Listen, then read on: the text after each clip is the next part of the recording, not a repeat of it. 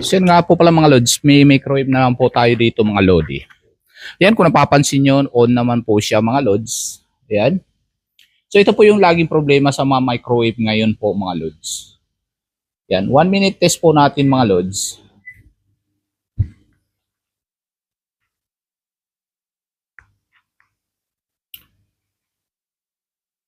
At kailangan lang po nakahanda po tayo dito sa switch mga lods para hindi po lalo iitim po yung loob ng microwave mga lods. Pag nag-spark po siya, kailangan po i-off po natin kagad.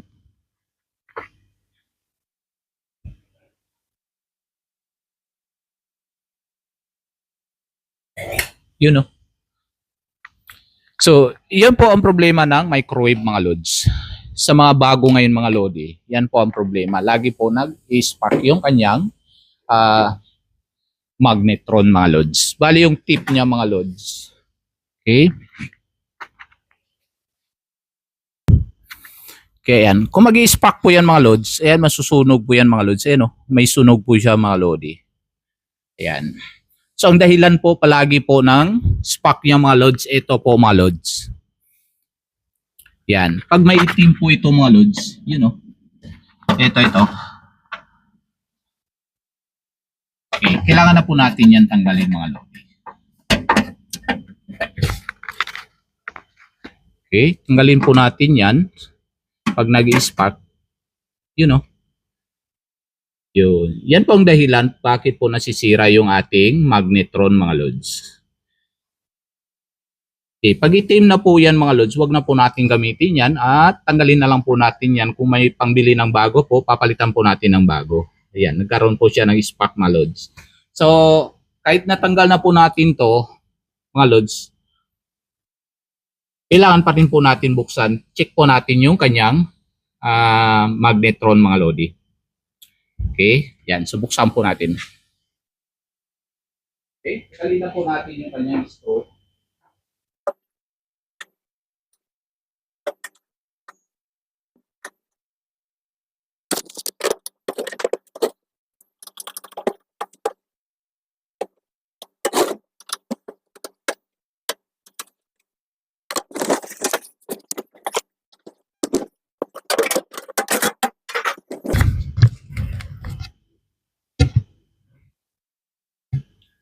So, tanggalin po natin yung kanyang magnetron at ma-check po natin yung kanyang ang dulo ng magnetron mga lods.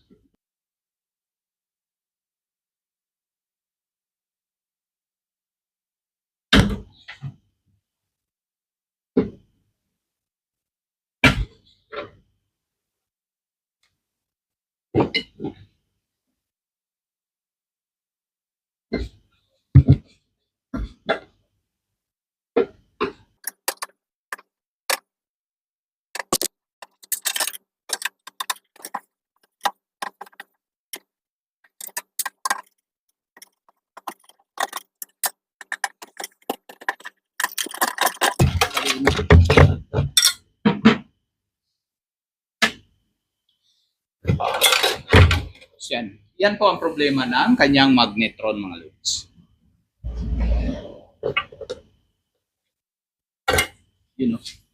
Sunog po yan mga lods. Yan. So okay pa yung magnetron niya mga lods. Hindi pa sira tong magnetron mga lods. So gagawin lang po natin, palitan po natin yung kanyang dulo lang po mga lods. So yan, wala po akong nahanap na bago yung tip ng magnetron niya mga lods. So yan, nakahanap po ako ng second hand lang po mga lods. Sinanggal ko lang po doon sa lumang magnetron mga lodi. So yan, tatanggalin po natin to mga lods. Ayan, sa pagtanggal po dito mga lodi, kailangan lang po natin pukpukin ng konti mga lods. Okay, tapos hilain lang po natin pataas. Hilain lang po natin ng dahan-dahan mga lodi. Okay, pukpuk ng konti.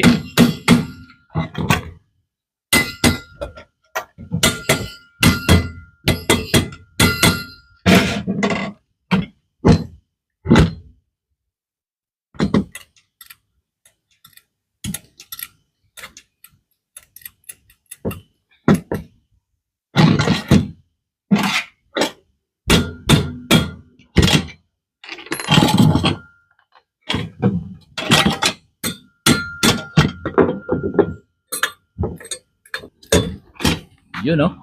So yan mga lods, natanggal na po natin yung kanyang tip mga lodi. So yan. At may itim po yan yung dulo niya mga lods. Kailangan po natin yan punasan mga lodi.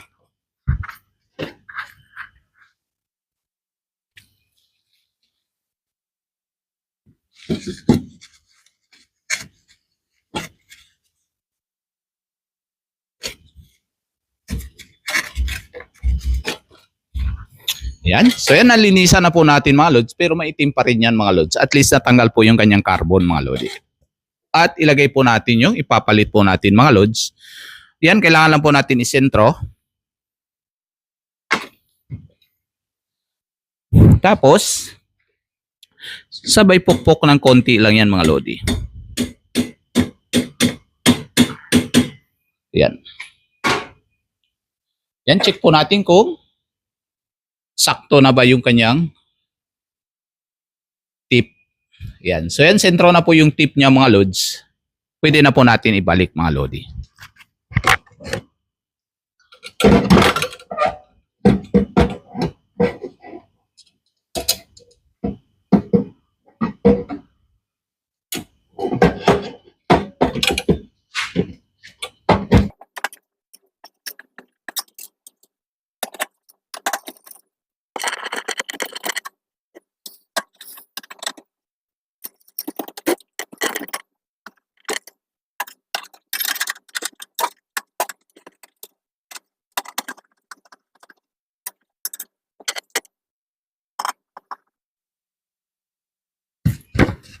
Okay, lagay na rin po natin yung connection ng kanyang magnetron.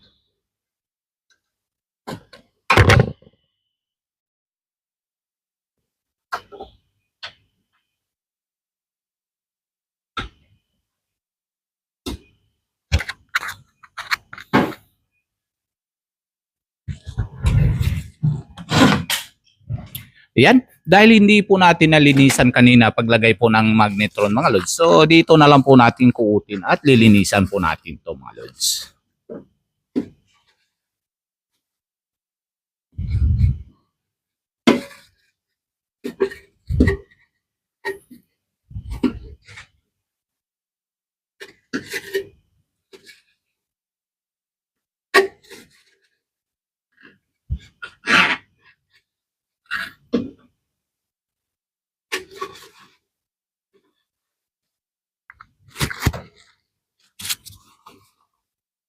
Okay, so ngayon i-test na po natin siya mga lodi.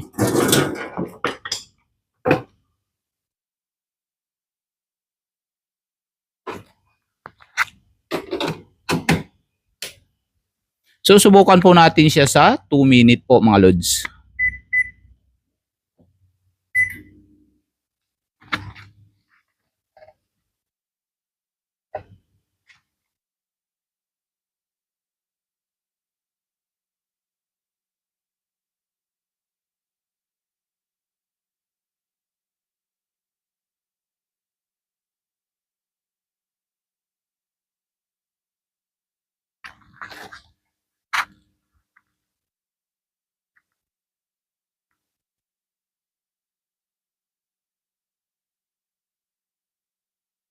So yan, habang hinintay po natin matapos yung 2 minutes po mga lods, para sa mga hindi pa po nakapag-subscribe, pag-subscribe na lang at pindutin yung notification bell sa baba po para lagi updated sa mga susunod na video na ina-upload ko. So yan po mga lods, hanggang sa muli po, maraming salamat. Stay safe, stay creative, and God bless you all. Bye-bye.